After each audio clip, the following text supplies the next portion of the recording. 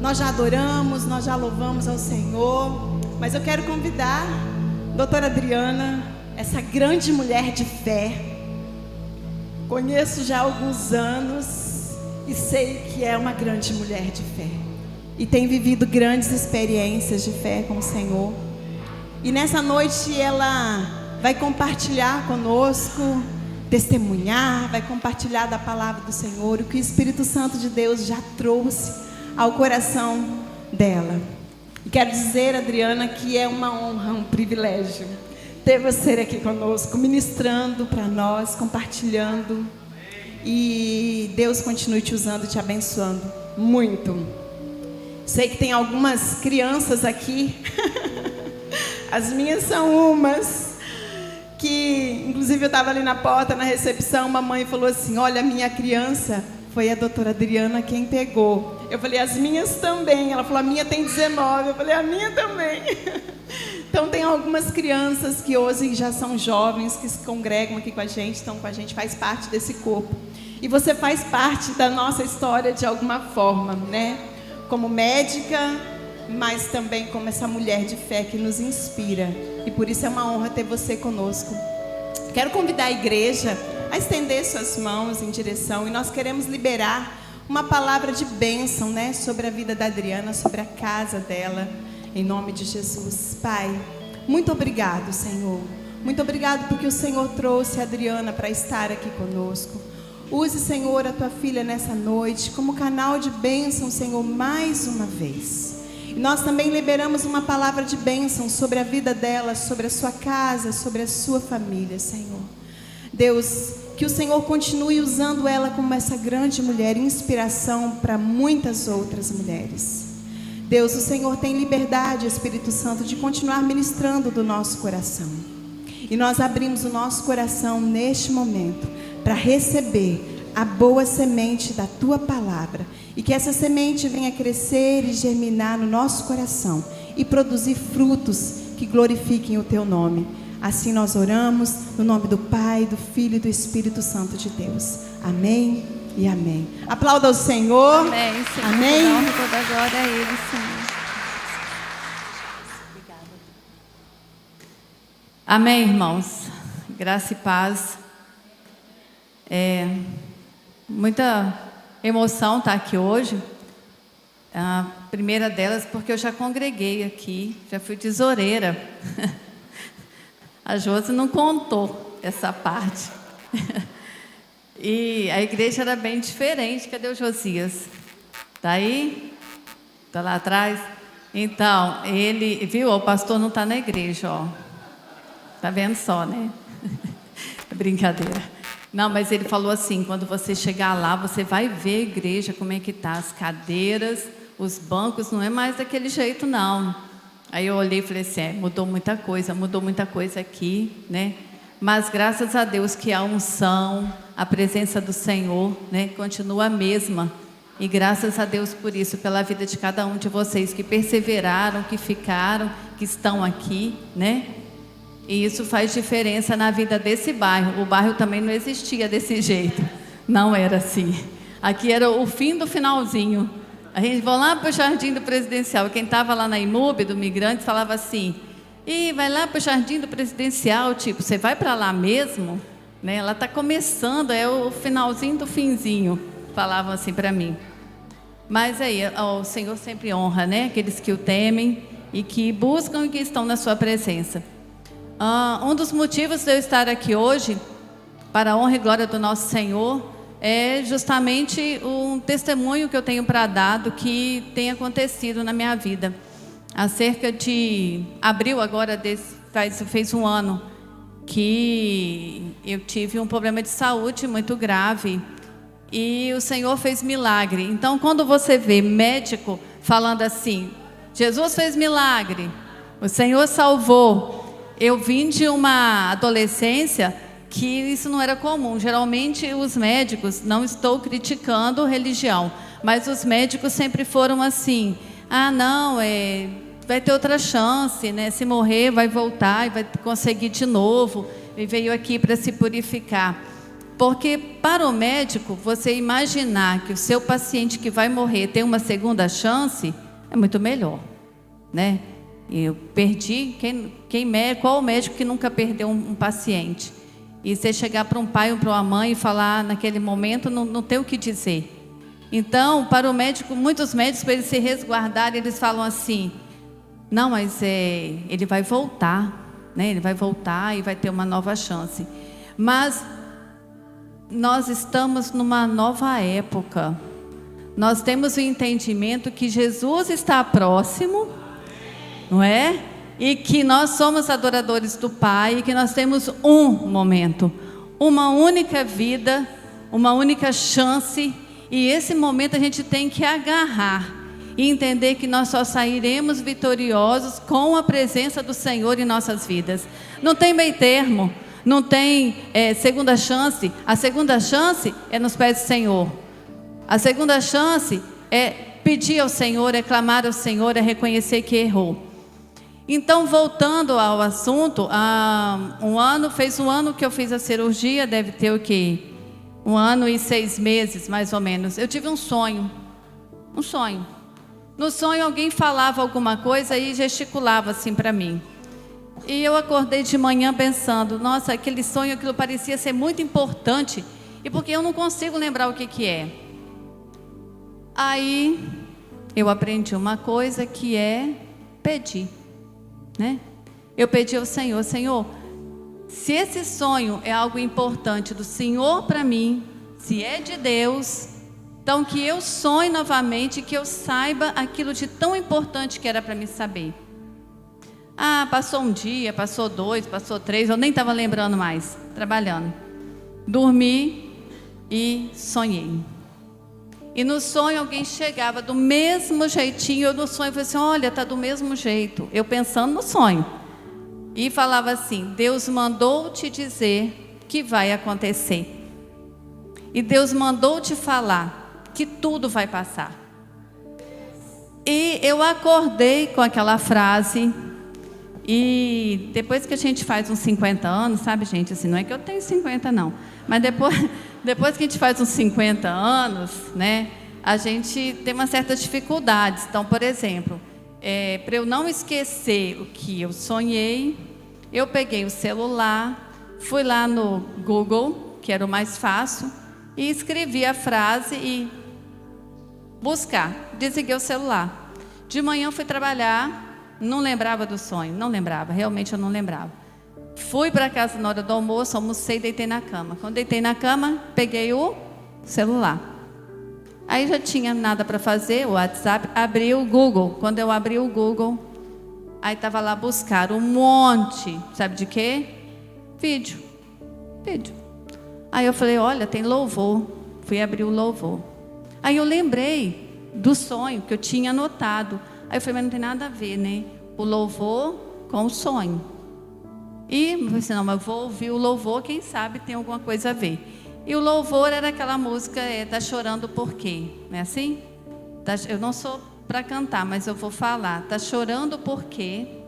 Se você tem um Deus, o quê? Que cuida de você, sem jamais te esquecer.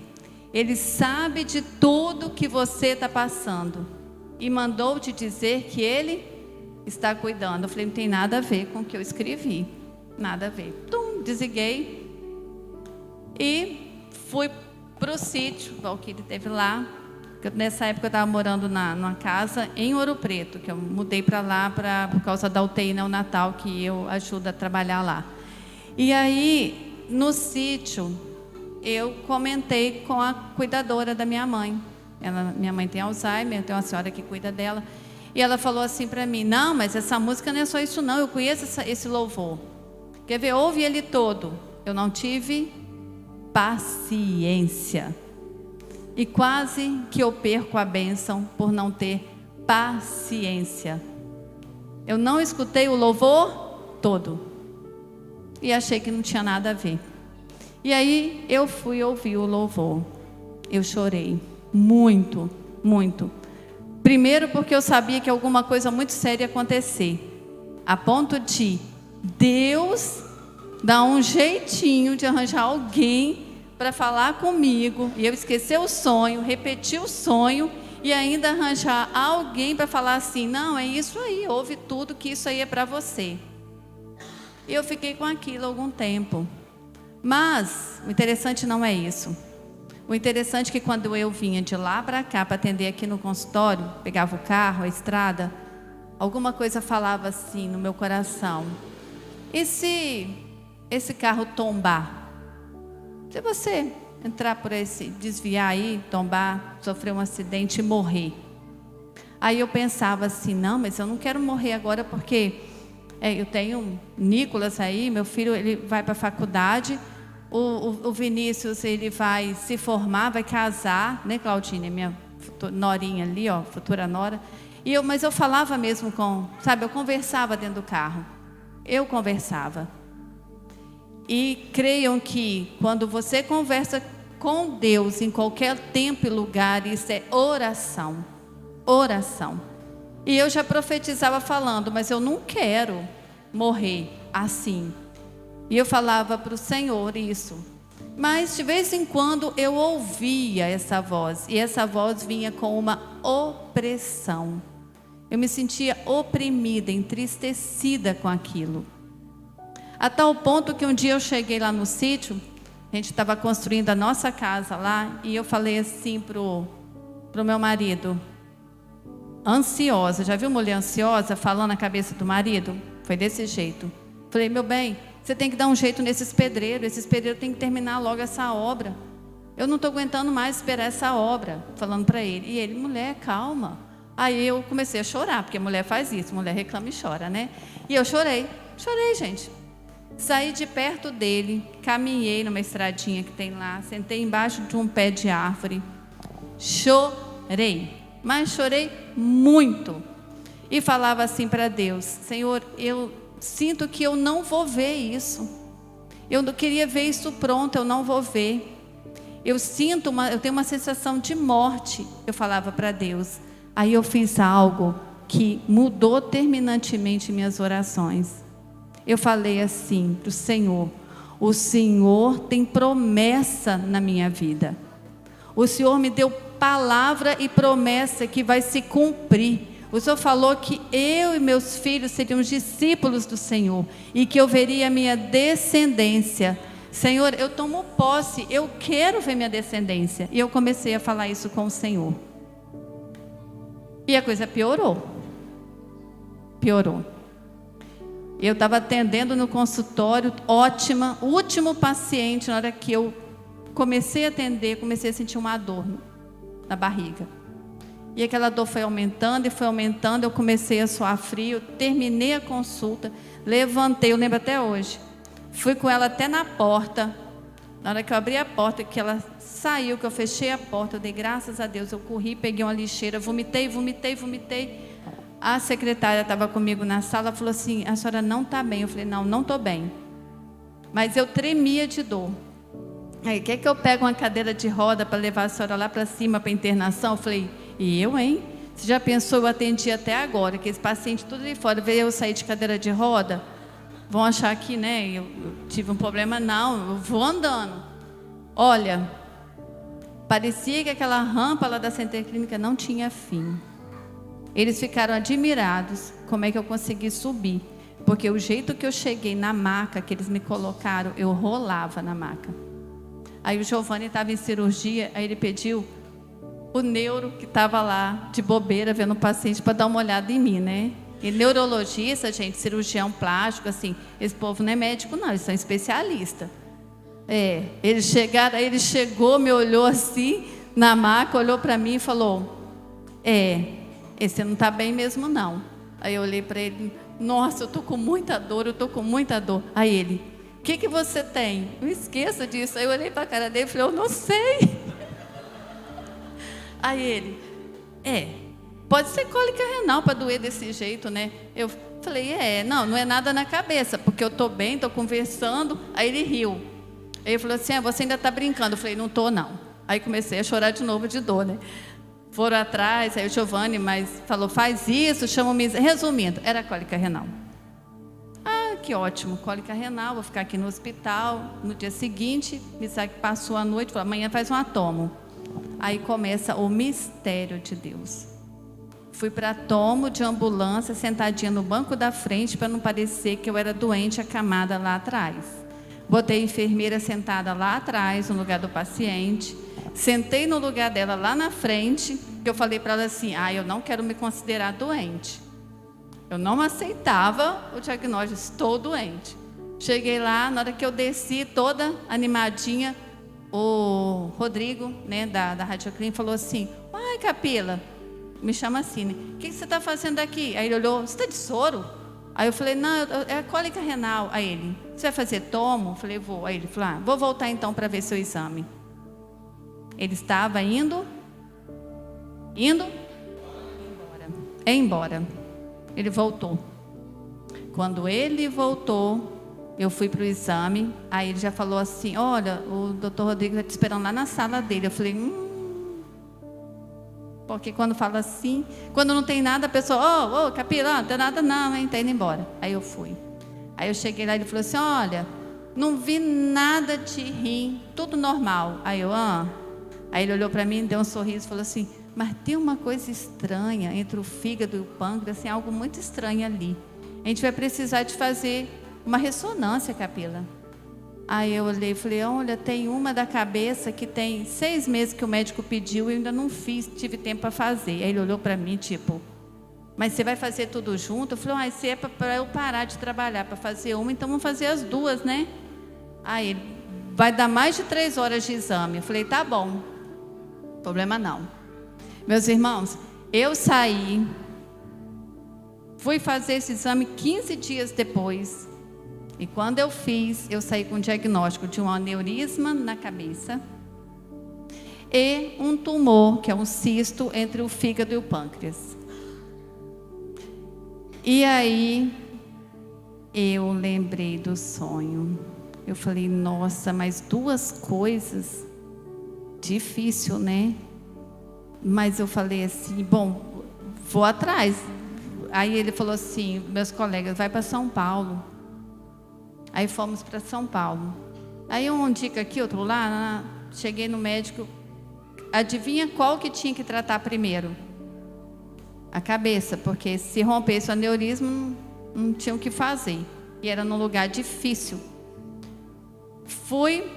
Cheguei lá, repete a ressonância, tá lá o aneurisma. Aí o médico falou assim, o neurocirurgião, vão marcar logo, daqui 3 dias, só o tempo de fazer os exames do Covid aí e tal. E a gente já vai fazer o cateterismo e já vai clampear esse aneurisma ou ver o que precisa fazer lá na hora. Fui para a cirurgia, sedada, entubada, tentou o cateterismo de um lado, não deu certo, tentou do outro, chegou lá, cadê o aneurisma? Não tinha mais. Não existia mais um aneurisma que havia sido confirmado em vários exames e que corria o risco de passar pelo procedimento e sair com sequela. E eu sabia. E eu falava, não, vai ficar tudo bem. E ficou tudo bem. E isso foi incrível porque quando me tiraram o tubo e tudo, eu lembro do anestesista falando, não tem aneurisma, não tem, viu? Não tem. E eu achei aquilo incrível. Saí animadíssima, felicíssima e falando e sorrindo. Eu era só dente, boca e dente, porque eu só vivia rindo, verdade. Porque quando a gente está passando pela dificuldade, a gente clama o Senhor. E quando a gente recebe a bênção, a gente faz o quê? Agradece. Aí o Giovanni falou assim, a gente já está aqui? Acho que o Nicolas estava lá, Nicolas, comigo? Que ele foi, né? A gente já está aqui, vamos passar logo pelo médico do fígado, que já resolve isso logo, né? Aí chegamos lá e ele falou assim, não deve demorar a passar não, repete o exame, repetir, tem que fazer logo. Meus irmãos, entre o dia que eu passei na consulta em São Paulo, 30 dias depois eu voltei, tranquilamente, fui para uma cirurgia eletiva, que seria 3 dias no hospital, 5 dias em São Paulo, para retirar um cisto, que que estava entre o fígado, a vesícula, né, e o pâncreas. Eu fiquei 30 dias hospitalizada. Nesses 30 dias, 10 dias eu não comi. Foram 7 dias de parenteral total, viu, Varela? Eu tive sepse. A sepse depois complicou com a sepse fúngica. Fungo, sepse é infecção generalizada. Eu tinha dor de pancreatite, dói. Eu tinha dor que passaram um catéter na minha coluna e mantiveram eu com anestesia, e eu fazia bolos quando doía demais.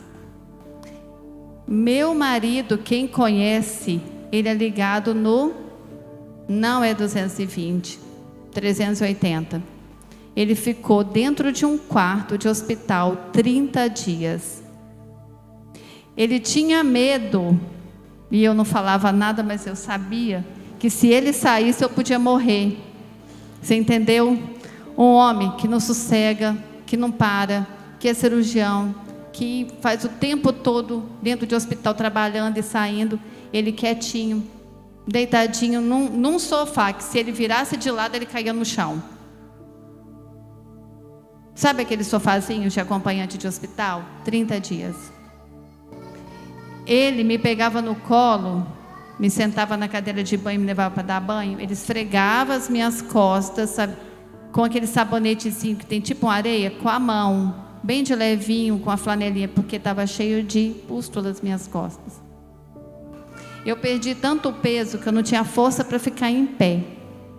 Quando eu voltei, eu cheguei aqui nesse aeroporto de Paraná, de cadeira de roda. Mas em todo o tempo que eu fiquei lá, com toda a dor, com tudo que eu sentia, que eu chorava de dor, eu falava assim para o Senhor: Senhor, me perdoa, eu não estou chorando porque eu estou reclamando, eu não estou reclamando. Eu não estou reclamando, Senhor, eu não estou. Eu agradeço, Senhor, porque o Senhor disse que ia passar. Eu falava isso para Deus não esquecer que ia passar. Não sei, mas era para eu não esquecer que não ia passar, que aquilo ia passar. Sabe o que aconteceu? Chegou um dia que eu tive uma sensação tão tranquila, e aquele dia foi o dia que eu estava pior. Eu quietinha, me deu uma paz, uma sensação assim, que se eu morresse agora, tudo bem, não importava mais, eu podia morrer, eu já tinha tido o meu livramento do problema anterior. Eu sentia a presença de Deus comigo, não me sentia só. E se eu fosse, eu preocupei assim: será que as continhas que eu fiz, não, dá de pagar, não vou deixar ninguém, olha o que eu pensei, não vou deixar ninguém na dificuldade, e meus filhos, eles vão crescer comigo ou sem mim. Aí eu falei assim baixinho: tá bom, tudo bem. Eu falei desse jeito, eu lembro que eu falei assim: tudo bem. Existe uma situação que nós chegamos, que a morte é cura e livramento. Ela não é feia como dizem, desde que estejamos com Deus. Eu acho que naquele momento o Senhor falou assim: ela está pronta, não vou levar, ela vai ficar mesmo. Porque no dia seguinte eu já estava melhor. E fui melhorando, a ponto de eu falar assim para o Giovanni: sai um pouco, meus irmãos estão aqui. E meus irmãos foram achando que eles iam se despedir. E eu fiquei. E por que eu estou falando tudo isso? Porque eu falo que eu vivo o tempo da graça de Deus, a benignidade do Senhor. Esse tempo que eu estou aqui hoje é para a honra e glória dele, não é para mais nada, não é para ser melhor médica, melhor mãe, melhor profissional, melhor esposa, não é para nada disso, é só para agradar o Senhor. Eu ainda sou cheia de erros, cheia de dificuldades, eu ainda choro muito aos pés do Senhor, graças a Deus, Ele sempre incutiu no meu coração esquecimentos. Eu consigo trabalhar bem essa questão de perdão. Viu, Josias? Lembra, né, de uma conversa? Já perdoei. E era verdade. Deus consegue, eu falo assim, será que um dia eu vou ter Alzheimer? Porque às vezes eu esqueço até coisa que eu não devia esquecer, viu, marido? E eu esqueço, né? Você sabe.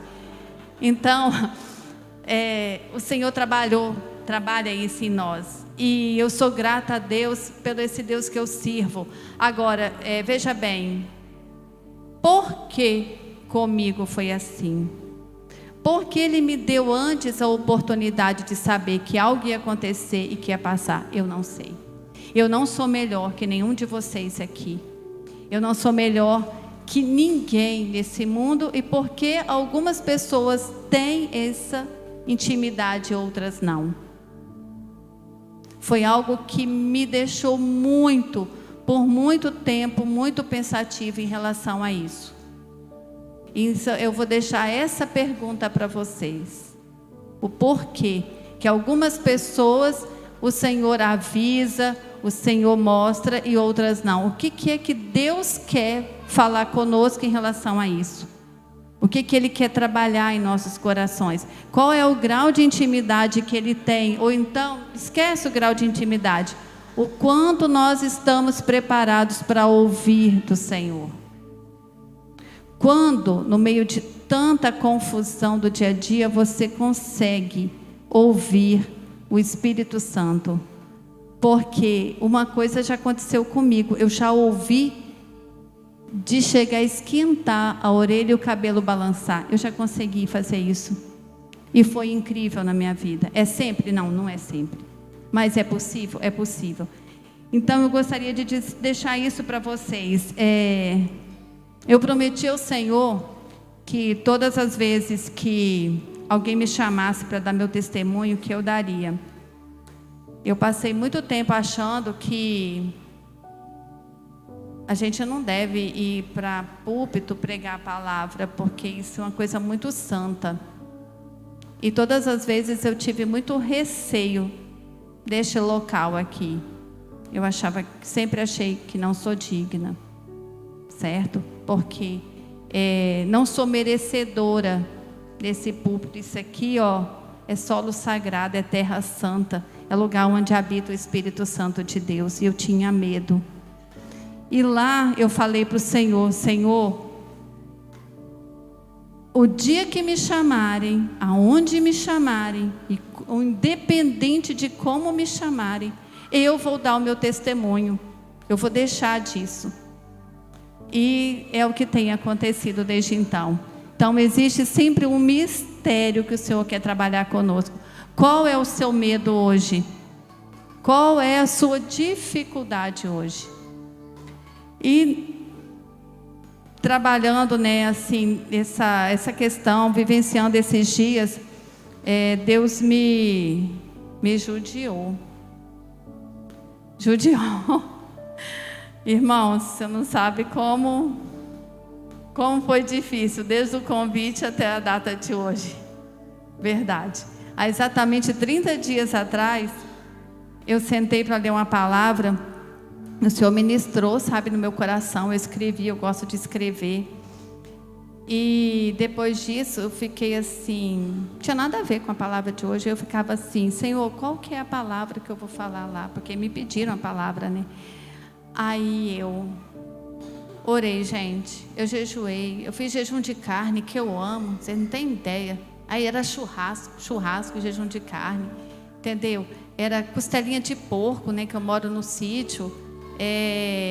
Gente fazendo galinhada. Era um negócio difícil.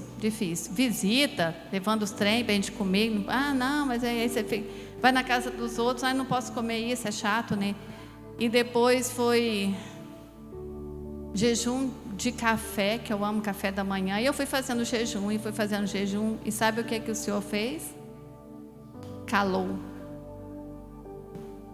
Olha, eu clamava nas madrugadas de eu chorar. E falava: Senhor, como é que eu vou chegar lá, Senhor? Não tem uma palavra, meu Deus. Me livra disso, Senhor.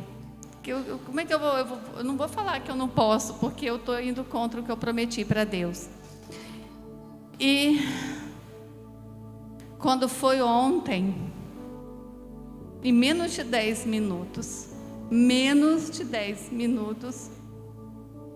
eu ajoelhei antes de eu clamar. O Senhor foi me mostrando.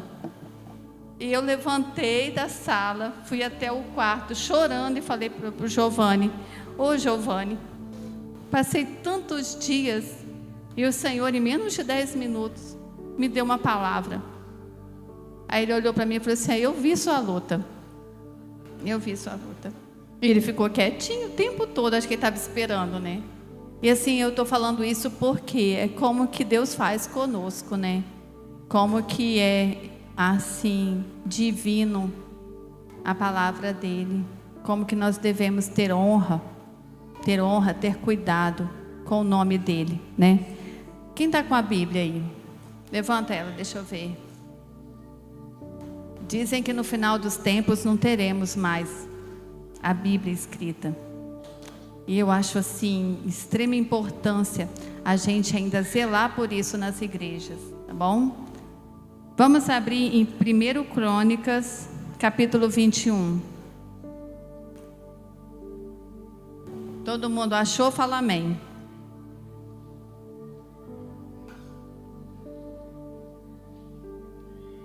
Amém? Então, Satanás se levantou contra Israel e incitou Davi a numerar a Israel. E disse Davi a Joabe. Joabe era um dos capitães do exército, ele era o maior, tipo um coronel, era ele que comandava o exército de Davi. Ide, contai a Israel desde Berseba até Dan, são cidades, e trazei-me a conta para que saiba o número deles. Então Joabe virou e falou para Davi: o Senhor acrescente ao seu povo 100 vezes tanto como é. Porventura, ó rei meu senhor, não são todos servos de meu senhor? Por que procura isso, meu senhor? Porque seria isso causa de delito para com Israel. Olha o primeiro versículo. Satanás tentou Davi. Davi, um homem segundo o coração de Deus. Davi, um homem que estava vencendo todas as lutas. Isso aqui aconteceu depois que ele terminou luta de vencer, sabe quem? Gigantes. Davi havia estado, os melhores homens dele estavam tinham acabado de vencer, de combater gigantes. Todas as vitórias Deus deu para Davi. E Satanás o tentou. Olha que incrível. E isso trabalhou no meu coração sobre cuidado nas vitórias. Cuidado nas vitórias. Ele não estava derrotado, ele estava vitorioso. E mesmo assim, Satanás o tentou, o instigou. Primeira condição que Satanás teve de oportunidade sobre ele: orgulho. Davi estava orgulhoso. Ele tinha orgulho do que ele havia conquistado. Ele estava, segunda condição, ele estava autossuficiente. Ele tinha os homens que podiam lutar, que lutavam. Se você vê no capítulo 20, descreve os homens de Davi que lutaram contra gigantes e venceram. Um dos gigantes tinha 6 dedos em cada mão e 6 dedos em cada pé, de tão alto. Então eram como se fossem aberrações cromossômicas na época. Imagina o tamanho e o poder. E ele, nessa situação toda, ele foi tentado logo após as vitórias que ele realizou. E aí nós vamos mais para frente. O chefe dele, todo o exército dele, falou: para que fazer isso? Deus te dê 100 vezes mais o que você tem. Não há necessidade disso. não é a questão da quantidade. Ele queria saber qual o número, quantos ele tinha no exército dele. Mas não era isso que dava vitória a ele. A vitória dele vinha do Senhor. Do Senhor. E Davi estava confiando em números em vez de confiar no seu Deus. Então no versículo 7 fala assim: esse negócio, essa situação também pareceu mal aos olhos de Deus, pelo que feriu a Israel. Olha só, um homem segundo o coração de Deus, vitorioso, e que Deus combateu todas as dificuldades dele, deu a ele causa ganha em todas as lutas, teve vitórias. Ele foi instigado pelo mal, por Satanás, porque prevaleceu nele orgulho e autossuficiência. E com isso, ele pecou e deixou Deus o quê? Triste. Aqui fala assim, olha, também pareceu mal aos olhos de Deus. Então, disse Davi a Deus, ele na mesma hora ele percebe que Deus sentiu mal, ele na mesma hora fala: gravemente pequei em fazer tal coisa, porém agora ser servido tirar a iniquidade de teu servo, porque procedi muito loucamente. Então ele fala assim: olha, Senhor, quem não fez isso aqui? Senhor, eu achei mal mesmo, me perdoe. Eu fui no ímpeto, eu não devia ter feito aquilo, não devia ter respondido daquela forma, não devia ter agido assim. E o que acontece? Aí vem uma situação importantíssima.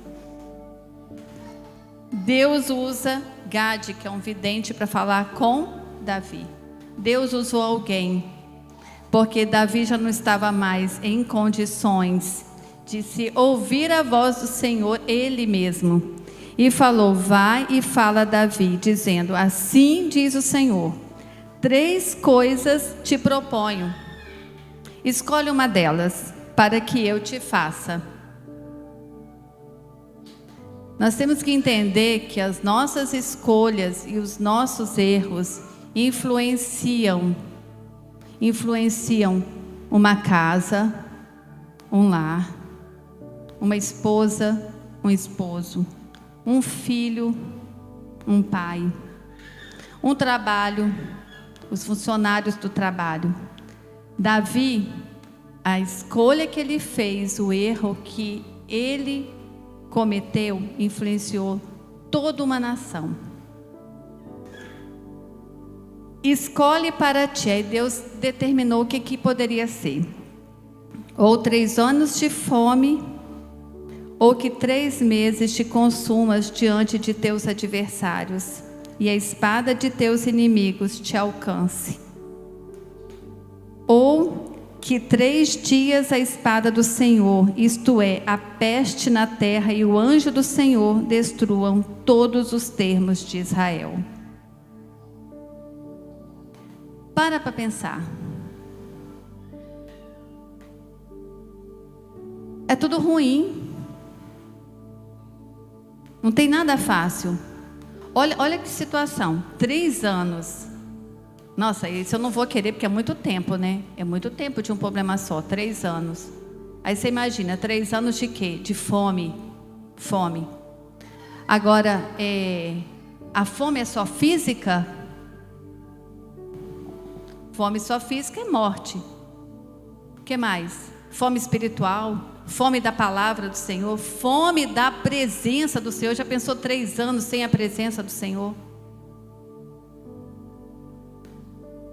E 3 meses? 3 meses de quê? Vamos ler de novo? Te consumas diante de teus adversários, e a espada de teus inimigos te alcance. Sabe o que é isso? Humilhação, contenda, briga, morte, não só morte física, morte espiritual.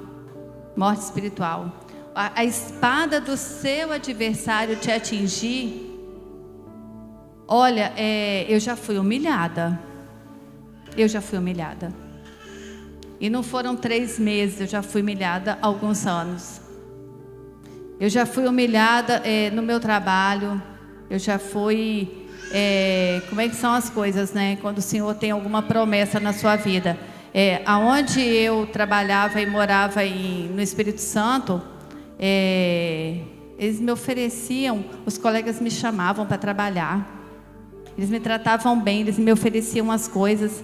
Eles me ofereciam cargos assim, dentro da sociedade de pediatria, sabe? Me convidavam, me levavam para São Paulo, faziam todas as coisas. E eu vinha para cá. E aqui, meus colegas, infelizmente, ficou no passado, né? Mas eu fui humilhada. Humilhada a ponto de eu, sendo especialista, ganhar menos que os outros que trabalhavam no hospital. Eu chegar para dar plantão e depois as enfermeiras falarem assim: olha, mas a senhora recebe tanto, fulano, ciclano recebe mais que a senhora. E sabe o que eu fazia? Me calava. Porque não era normal. E eu percebia que isso não era humano. E a minha luta não era para chegar e reclamar. A minha luta era para o Senhor. No dia que eu entendi que as minhas lutas, quem luta é o Senhor, eu passei a ter vitória. No dia que eu entendi que as minhas lutas, quem luta é o Senhor, eu aprendi a ter vitória.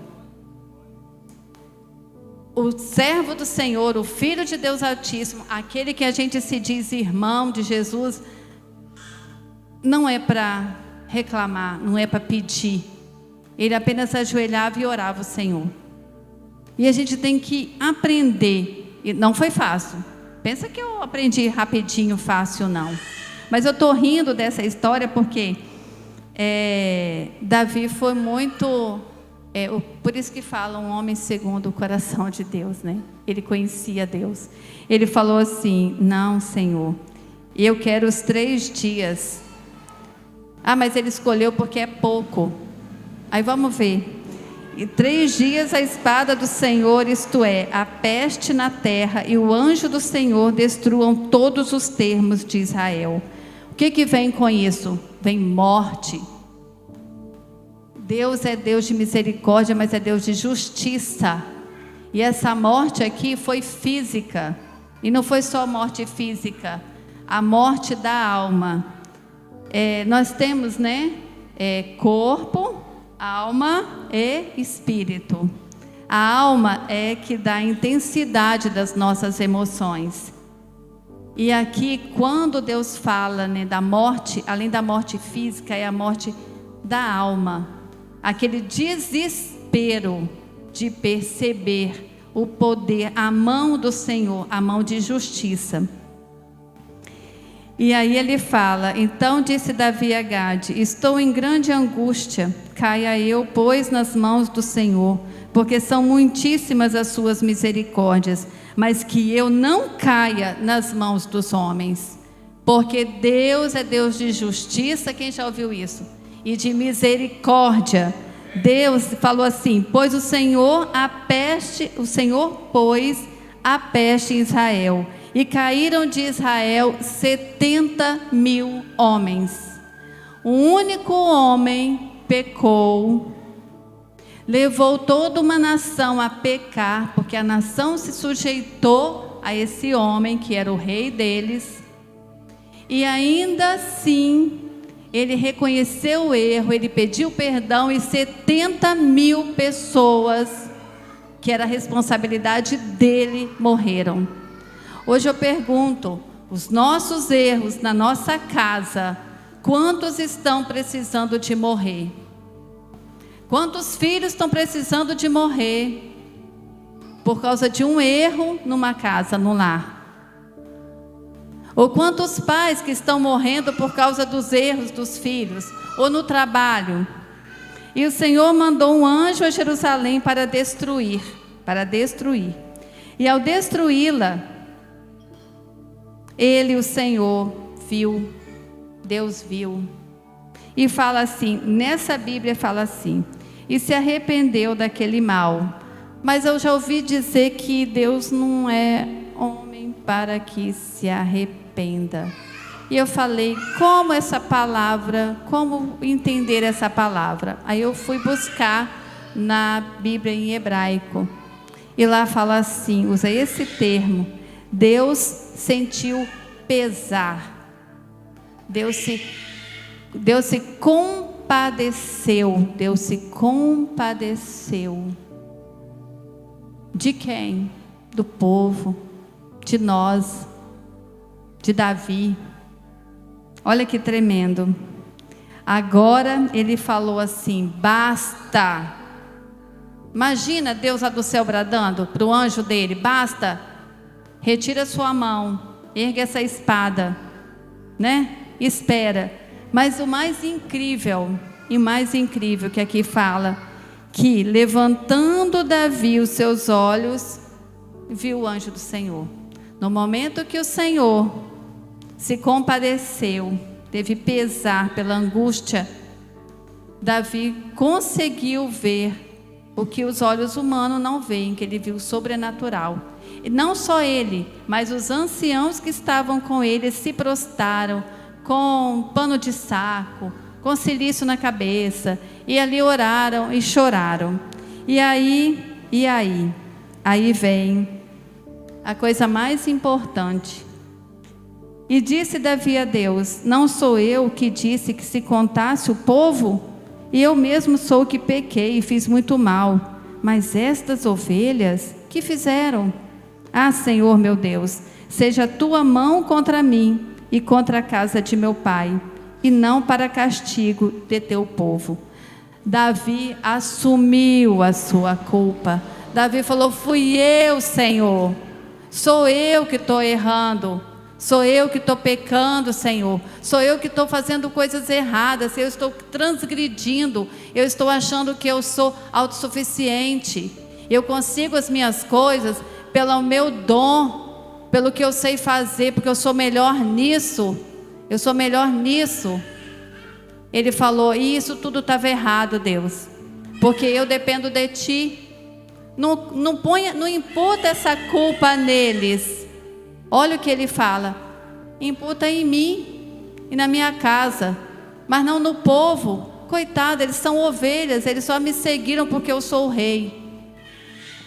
Ele assumiu, ele puxou para si, ele se destituiu do orgulho, ele se tornou humilde, ele se abriu, ele se declarou na presença do Senhor. O Senhor, quando vê que a gente verdadeiramente fala com Ele, o nosso coração está contrito a Ele, Ele rapidamente vem em nosso auxílio para aliviar as nossas dificuldades, amém? E aí, mais para baixo um pouquinho, no versículo 22, fala assim: e disse Davi a Ornã, dá-me este lugar da eira para edificar nele um altar ao Senhor. Dá-me pelo seu valor, para que cesse este castigo sobre o povo. Por que isso? O anjo do Senhor orientou que ele deveria fazer um sacrifício ao Senhor. Um sacrifício. Jesus fez um sacrifício por nós. Quando nós erramos, que nós estamos na prova, que nós estamos na doença, que nós estamos na falta de perdão, que nós estamos na nossa autossuficiência, nós temos que lembrar que ao inclinarmos a nossa cabeça, a nós jejuarmos, a nós clamarmos, a nós pedir, Senhor, me salva, Senhor, eu quero viver, nós temos que lembrar que existe um sacrifício. Um sacrifício. Um sacrifício. E aí, esse sacrifício não é de graça. Ornã era um homem que tinha lá o local dele, a eira. Podia dar. tudo para o rei. Ele quis dar tudo para o rei. Ele quis dar o sacrifício, ele quis dar o local, ele quis dar a lenha, ele quis dar o fogo, ele quis dar tudo. Ele podia dar, ele podia. Davi falou: não, o sacrifício é meu, eu tenho que pagar por esse sacrifício. Existe um preço. Jesus pagou o preço de sangue. Para quê? Para nós estarmos aqui hoje.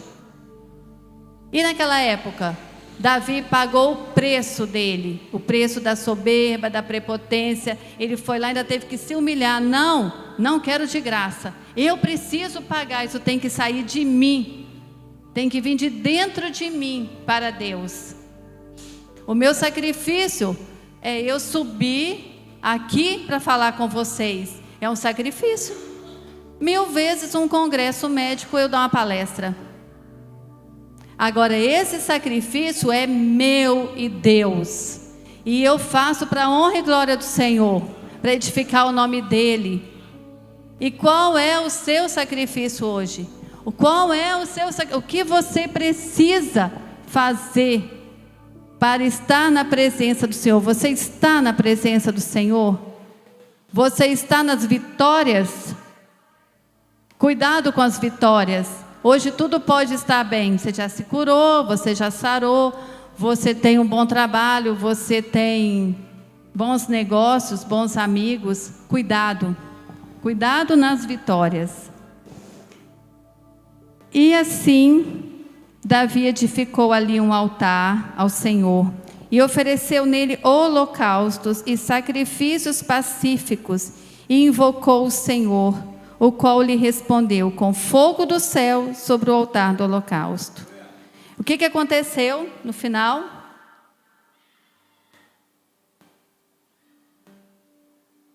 Desceu fogo do céu, né, gente? Deus respondeu com fogo do céu. Gente, fogo é o Espírito Santo de Deus. Deus desceu, Deus derramou a unção, que é a unção poderosa sobre nós, que só através do Espírito Santo que nós temos condições de estarmos na presença do Senhor. Amém? E eu quero fazer uma pergunta, mas não quero que ninguém responda. Guarde para vocês. Em que situação você está hoje? Qual é a sua situação hoje? O que você escolheu? O que você escolheu? Você escolheu a fome?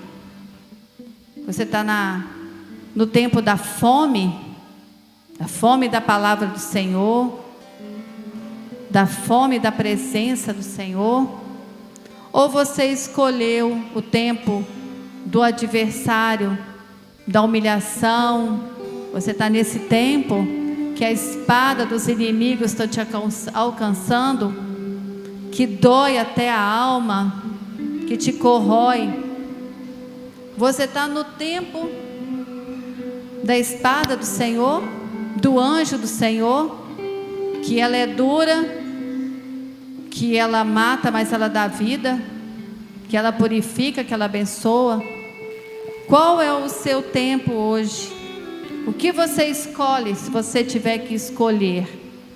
O que você vai escolher hoje? Qual o seu pecado? Qual o seu pecado? Qual é? Qual o pecado que Deus tocou aí no seu coração, que veio na sua mente? O que Jesus pode fazer por você hoje? O que Jesus, que pagou com sangue, pode fazer por você hoje? Como seu mediador, ó Senhor, Ele já comprou, né? Jesus já fez o sacrifício, já comprou, já pagou com o sangue dele. E você? Quem aqui que já aceitou Jesus? E qual é aquele que não aceitou ainda? Qual é aquele que gostaria de estar na presença do Senhor hoje, que gostaria de estar próximo ao Senhor, que gostaria de ouvir o que o Senhor tem para dizer hoje? Vem aqui, Porque eu aprendi que existe necessidade de doação, e doação chama-se ação, e ação vem com dor, sim. Tem que levantar da cadeira, sim. Tem que andar até a presença do Senhor, sim. Quem aqui hoje que não tem nada para sacrificar ao Senhor? Não creio. Todos nós temos algo aqui hoje para sacrificar ao Senhor. Nós temos algo de nós para dar ao Senhor. Nós temos algo do nosso íntimo que precisa ser entregue ao altar do Senhor. O Senhor, Ele deseja intimidade. Deus quer ter intimidade conosco. Essa intimidade não é do ouvir falar, mas é de estar próximo, de estar o tempo todo falando com Ele. Deus quer, sabe o quê? Profetas. Deus quer profeta porque Deus quer abençoar nações. Deus quer abençoar nós.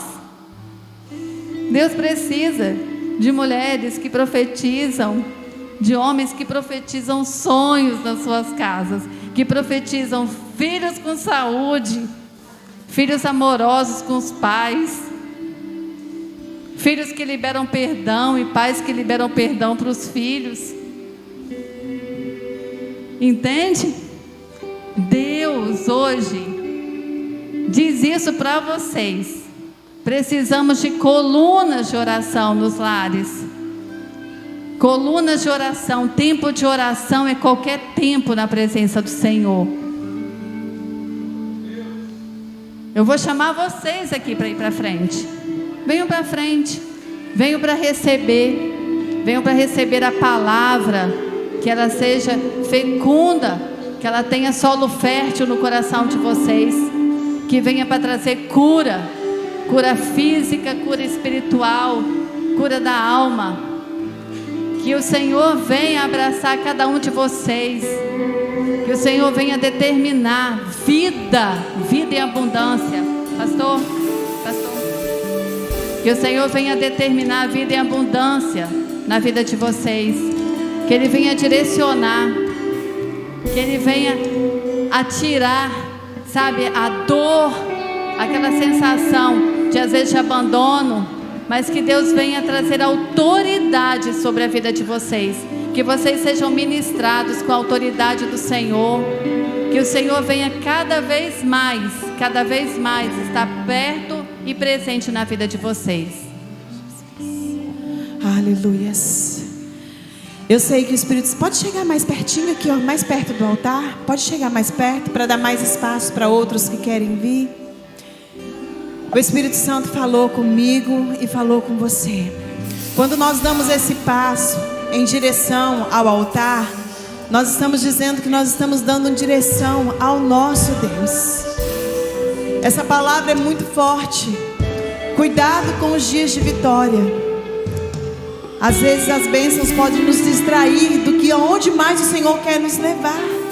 E nós precisamos ficar atentos com as decisões que nós estamos tomando, porque elas impactam a geração, a nossa descendência. Seus filhos, seus netos vão ser impactados pela decisão que você está tomando hoje de se aproximar desse altar, que é se aproximar de Deus e da presença de Deus e falar: Senhor, olha aqui para o meu coração, Pai.